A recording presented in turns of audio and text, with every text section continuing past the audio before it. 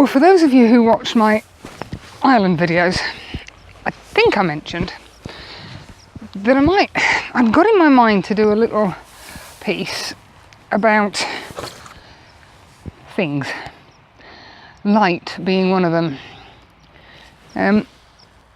I've always struggled with light. It's taken me ages to be able to see good light and then to take a photo. I used to spend ages shooting in ridiculously bad light. You see up here, that's where the sun is setting, and that is far, far, far too bright. Whereas if I spin you around here, you're seeing me, unfortunately, and you're seeing the ground and the detail in the sky. Whereas over here, the camera is either compensating, oh, there you go, you can see me, but the sky is just blown out. And when I don't blow the sky out, you can't see me. It's taken me ages to work that one out. And I still struggle with it from time to time. When we were at Dark Hedges, I knew the shot I had in mind. I wanted side light at sunrise on the trees. This rock isn't very comfy. Sunrise was, I don't know, for argument's sake, 5:45. And the sun came up and the light came out. The sun came out and the clouds lit up very slightly. And I fired off a couple of shots. And I looked at them on the camera screen and thought, nah, that's really not what I was wanting. But the sun has risen, so why aren't I getting the light? And as I looked down the avenue of trees, I could see a bit of light, but not exactly what I wanted. And I guess I was thinking that sunrise gives you the light. But you can see next the shot that I got at a couple of minutes after sunrise.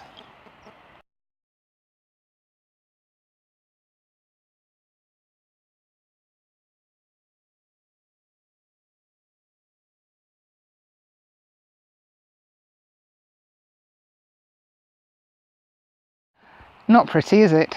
At all, and entirely not what I was after.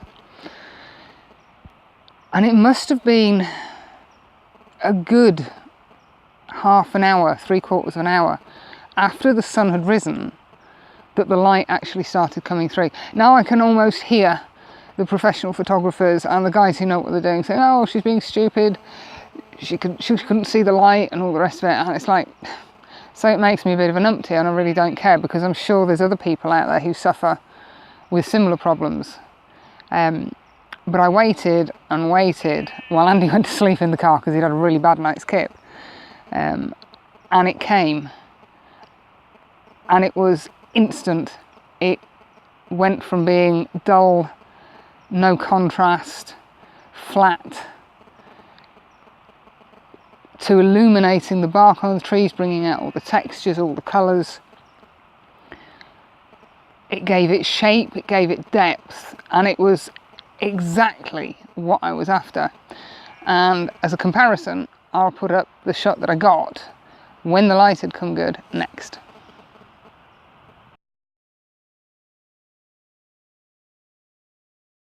You can see what a difference it makes. And it was almost like a light bulb moment for me. Yes, I needed sunrise, but the light that I wanted came after that. And it kind of hit me. It was a proper light bulb moment. That's why my sunrise photos sometimes don't look how I expect them to look or look how I want them to look. But anyway, you live and you learn. You're always learning in this game.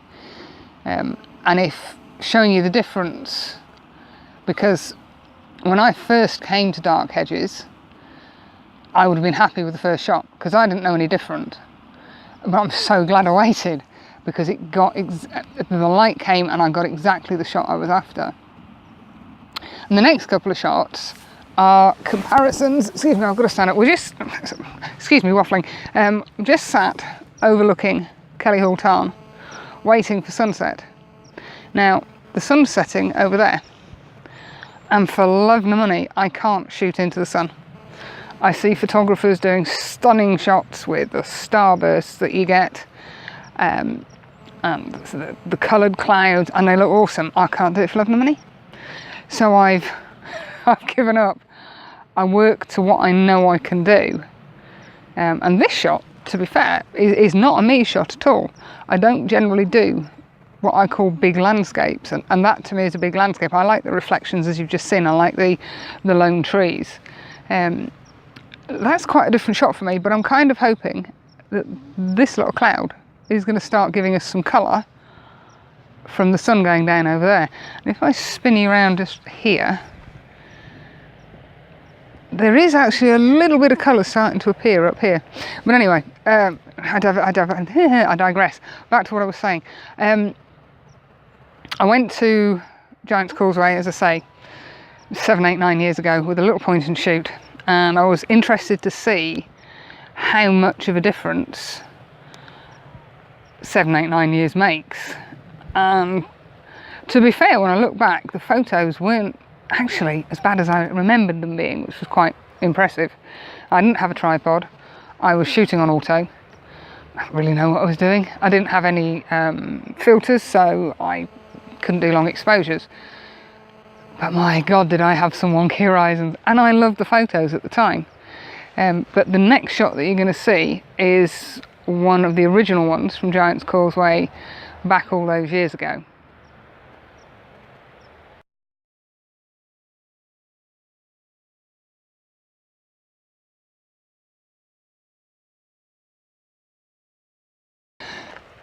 Now, in essence, it's not actually a bad shot, but the next one that I'm going to put up is one that I took there, or a couple actually, that I took there this year, that to me are more how I wanted them to be, and I think they show that I've improved. And I guess what I'm trying to say is just don't give up trying. We all have days. I've had more than my fair share of days where I've just wanted to chuck all my camera gear in the bin and say, sod it, I can't do this. Because everybody on the meet has come back with amazing photographs and beautiful sunsets, and I've come back with a crock of poo. But don't give up. It will come. Just keep persevering. Find what you're good at, what you enjoy. For me, as I say, reflections, lone trees, anything with water, seascapes, tarns, reservoirs, reflections, that's my thing. That gets me excited. And if we get a good sunset or a sunrise to go with it, I'm in heaven. A couple of the guys that I shoot with, they're into big landscapes. And that's why I can't do it. I struggle. I look at it and go, yeah, don't like that.